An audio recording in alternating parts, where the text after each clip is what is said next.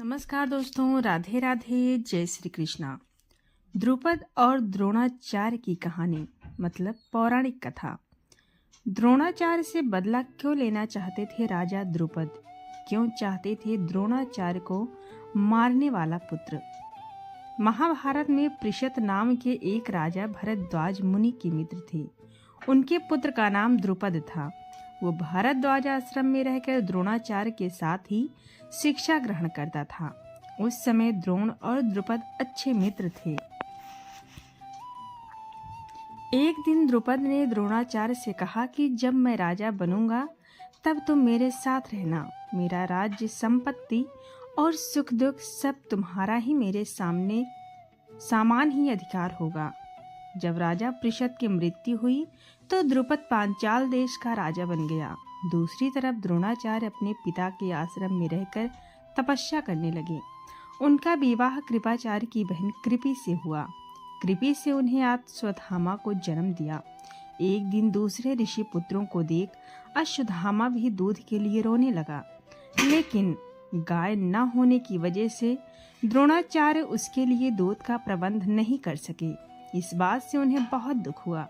जब द्रोणाचार्य को पता चला कि उनका मित्र द्रुपद राजा बन गया है तो वे बचपन में किए उनके वादे को ध्यान में रखकर उनसे मिलने गए। वहां जाकर द्रोणाचार्य ने द्रुपद से कहा कि मैं तुम्हारे बचपन का मित्र हूँ।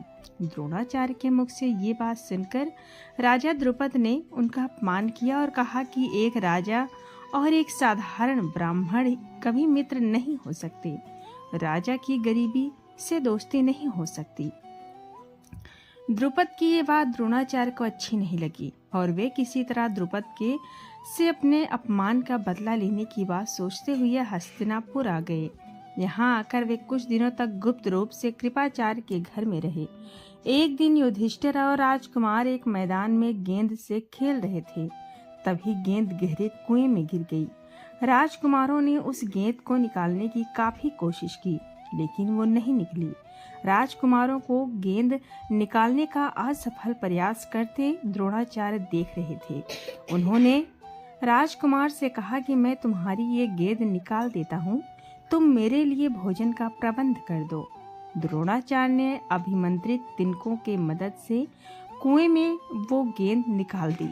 राजकुमार ने जब ये देखा तो उन्हें बड़ा आश्चर्य हुआ। उन्होंने ये बात जाकर पितामह भीष्म को बताई। सारी बात जानकर भीष्म समझ गए कि जरूर ही वे द्रोणाचार्य ही हैं।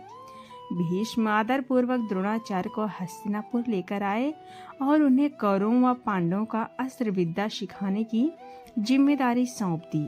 जब कौरव व पांडवों की शिक्षा पूरी हो गई तब द्रोणाचार्य ने उनसे कहा कि तुम पांचाल देश के राजा द्रुपद को बंदी बनाकर मेरे पास ले आओ।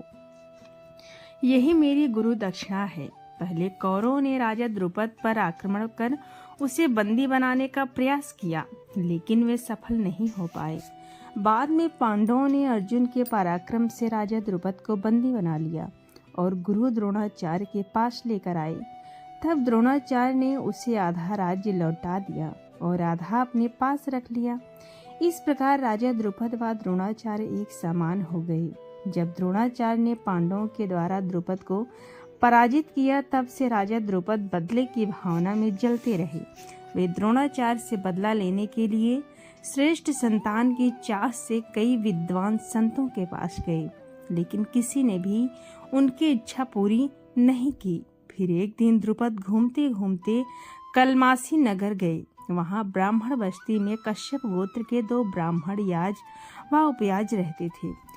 द्रुपद सबसे पहले महात्मा उपयाज के पास गए और उन्हें से प्रार्थना किया कि आप कोई ऐसा यज्ञ कराइए जिससे मुझे द्रोणाचार्य को मारने वाली संतान प्राप्त हो। लेकिन उपयाज ने मना कर दिया। इसके बाद भी द्रुपद ने 1 वर्ष तक उनके निस्वार्थ भाव से सेवा किया। तब उन्होंने बताया कि उनके बड़े भाई याज यह यज्ञ करवा सकते हैं। तब द्रुपद महात्मा याज के पास पहुंचे और उनको पूरी बात बताई। ये भी कहा कि यज्ञ कराने पर मैं आपको 1 अर्बुद मतलब 10 करोड़ गाय भी दूंगा।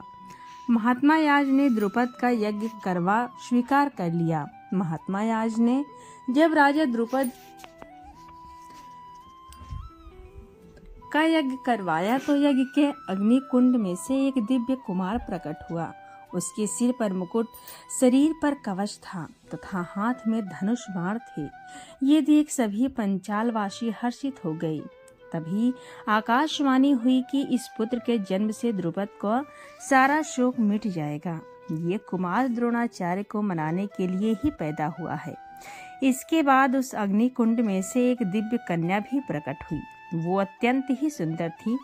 तभी आकाशवाणी हुई कि यह रमणी रत्न कृष्णा है।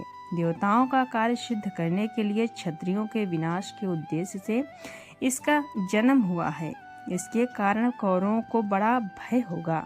दिव्य कुमार व कुमारी को देखकर द्रुपद राज की रानी महात्मा याज के पास आई और प्रार्थना किया कि ये दोनों मेरे अतिरिक्त और किसी को अपनी मां न माने। महात्मा याज ने कहा, ऐसा ही होगा। ब्राह्मणों ने उन दोनों का नामकरण किया। वे बोले, ये कुमार बड़ा दृढ़ मतलब ढीठ और असहिष्णु है। इसकी उत्पत्ति अग्निकुंड की विद्युत से हुई है, इसीलिए इसका दृष्ट दुम्मन होगा। ये कुमार कृष्ण वर्ण की है, इसलिए इसका नाम कृष्णा होगा। द्रुपद की पुत्री होने के कारण कृष्णा ही द्रौपदी के नाम से विख्यात हुई। दोस्तों, जानकारी अच्छी लगी तो हमारे वीडियो को लाइक करें और शेयर करें। चैनल को सब्सक्राइब करना बिल्कुल ना भूलें। धन्यवाद।